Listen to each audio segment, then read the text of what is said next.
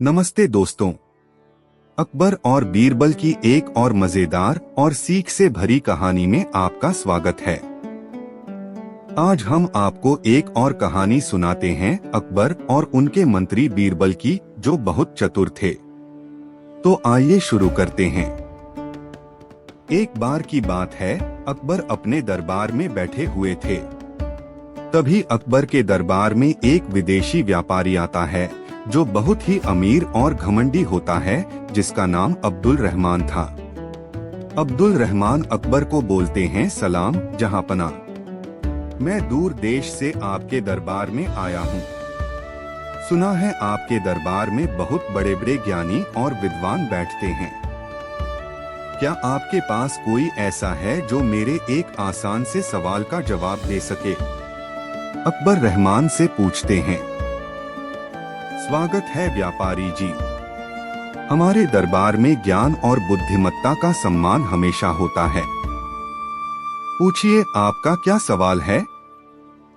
अब्दुल रहमान कहता है, जहांपनाह, मेरा सवाल यह है कि इस दुनिया में ऐसी कौन सी चीज है जो सबसे महंगी होने के बावजूद एक बार हाथ से निकल जाए तो दुनिया का सारा सोना चांदी मिलकर भी उसे वापस नहीं खरीद सकता? अब्दुल रहमान मुस्कुराता है और अपने पास रखे सोने के बक्से दिखाता है। तभी एक सेनापति आगे आता है और कहता है, यह कौन सी बड़ी बात है? दुनिया में सबसे कीमती चीज सोना और हीरे जवाहरात हैं। अगर हमारे पास अपार धन हो तो हम दुनिया की हर खोई हुई चीज वापस पा सकते हैं। रहमान हंसते हुए बोला, सेनापति जी, आपका यह जवाब बच्चों वाला है। क्या धन से बीता हुआ कल वापस लाया जा सकता है? क्या जवानी या जिंदगी के खोए हुए पल खरीदे जा सकते हैं? दरबार के सारे विद्वान और मंत्री आपस में फुसफुसाने लगते हैं। किसी के पास सटीक जवाब नहीं होता। अकबर थोड़े चिंतित होकर बीरबल की तरफ देखते हैं और कहते हैं, बीरबल, इस विदेशी मेहमान का घमंड तोड़ने का समय आ गया है। क्या तुम्हारे पास इस सवाल का कोई जवाब है? बीरबल हंसते हुए कहते हैं, जहांपनाह, इस सवाल का जवाब बहुत सीधा और सरल है, लेकिन इसे साबित करने के लिए मुझे इस व्यापारी से थोड़ी सी चर्चा करने की अनुमति दी जाए। बीरबल कहते हैं, अब्दुल रहमान जी, आपने बहुत ही उम्दा सवाल पूछा है। दुनिया में सोने चांदी से भी ज्यादा अनमोल चीज समय है। जो वक्त बीत गया वह दोबारा लौटकर नहीं आ सकता। अब्दुल रहमान अकड़ते हुए बोला, सिर्फ किताबी बातें मत करो बीरबल। हर कोई जानता है कि समय अनमोल है। क्या तुम्हारे पास इस बात का कोई ठोस सबूत या उदाहरण है कि समय सच में इतना शक्तिशाली है? बीरबल चतुराई से मुस्कुराते हुए बोले, बिल्कुल है। और उस सबूत को देखने के लिए आपको हमारे साथ कल सुबह एक अजीब खेल में हिस्सा लेना होगा। शर्त यह होगी कि जो अपनी बुद्धि और समय का सही इस्तेमाल करेगा वही जीतेगा। अब्दुल रहमान घमंड में बोला, चूंकि मुझे अपनी दौलत और अपनी सूझबूझ पर पूरा भरोसा है, मैं तुम्हारी यह शर्त मंजूर करता हूँ। कल सुबह मैदान में मिलते हैं।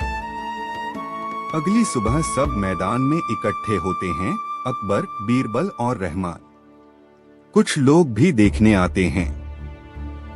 अकबर भी देखना चाहते थे कि अब बीरबल क्या करते हैं। सब बीरबल के बोलने का इंतजार कर रहे थे। बीरबल अब्दुल रहमान के पास जाकर बोले, अब्दुल रहमान जी, खेल शुरू हो चुका है। मेरे हाथ में इस समय मुट्ठी भर रेत है। नियम यह है कि मैं अपनी मुट्ठी खोलूंगा और हवा में रेत उड़ानी शुरू करूंगा। आपको अपने इस सोने के थैले से एक एक सिक्का जमीन पर गिराना है और देखता हूँ कि क्या आप अपनी सारी दौलत खर्च करके इस उड़ती हुई रेत या बीते हुए एक पल को वापस अपनी मुट्ठी में कैद कर पाते हैं। अब्दुल रहमान बड़े आत्मविश्वास से बोला, बस इतनी सी बात, अभी अपनी सारी अशर्फिया बिछा देता हूँ। पैसे से तो सब कुछ खरीदा जा सकता है। बीरबल हवा में रेत उड़ाते हैं। रेत हवा में बिखर जाती है और जमीन पर गिर जाती है। अब्दुल रहमान तेजी से अपने सोने के सिक्के जमीन पर फेंकते हुए बोला, ले यह ले सोना। रुक जा रेत, वापस आ जा हवा में। अब्दुल रहमान पागलों की तरह सिक्के फेंकता है, लेकिन रेत उड़कर दूर चली जाती है और हाथ में सिर्फ खाली धूल बचती है।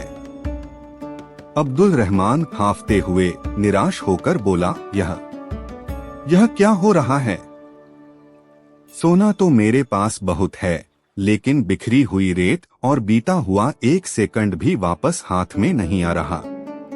बीरबल मन ही मन मुस्कुराते हुए सोचता है, रहमान जी का घमंड और गलत सोच साफ दिख रही है, लेकिन जब तक यह अपनी बात पूरी तरह सामने नहीं रखेगा, तब तक इसका घमंड कैसे टूटेगा। पहले इसे अपनी बात पूरी बोलने देता हूँ। अकबर धीमी आवाज में बीरबल से बोले, बीरबल देखो तो जरा, जो व्यापारी कुछ देर पहले अपनी दौलत के नशे में चूर था, आज वही एक तिनके और हवा में उड़ती रेत के आगे बेबस नजर आ रहा है।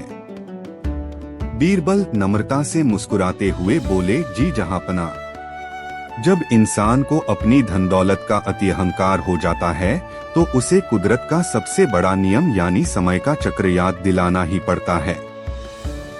अब इसका घमंड पूरी तरह टूट चुका है। सब वापस दरबार में आ जाते हैं। अकबर खुश थे और बीरबल भी मुस्कुरा रहे थे। अकबर मुस्कुराते हुए बोले, वाह बीरबल वाह, तुमने एक बार फिर साबित कर दिया कि दुनिया में कोई भी खजाना या ताकत समय के पहिए को पीछे नहीं घुमा सकती।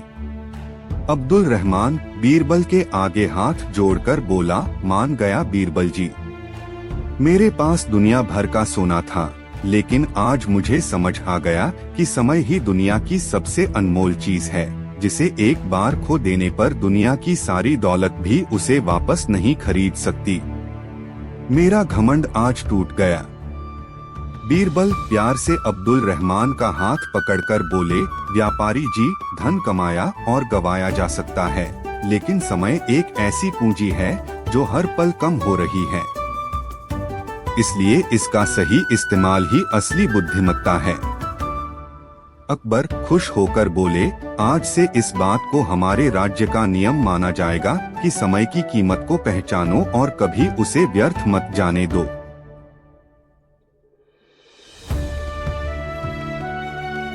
तो इस तरह रहमान का घमंड चूर चूर हो गया। उसने मान लिया कि समय से ज्यादा मूल्यवान कुछ नहीं है और उसने बीरबल की बुद्धिमत्ता का लोहा भी मान लिया।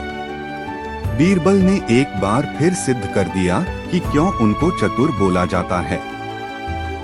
तो प्यारे दोस्तों, इस खूबसूरत कहानी से हमें क्या शिक्षा मिलती है?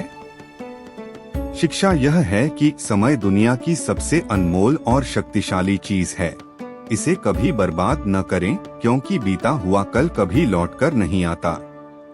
अगर आपको यह कहानी अच्छी लगी हो तो वीडियो को एक लाइक जरूर करें, अपने दोस्तों के साथ शेयर करें और ऐसे ही ज्ञानवर्धक और मजेदार किस्से देखने के लिए हमारे चैनल को सब्सक्राइब करना न भूलें।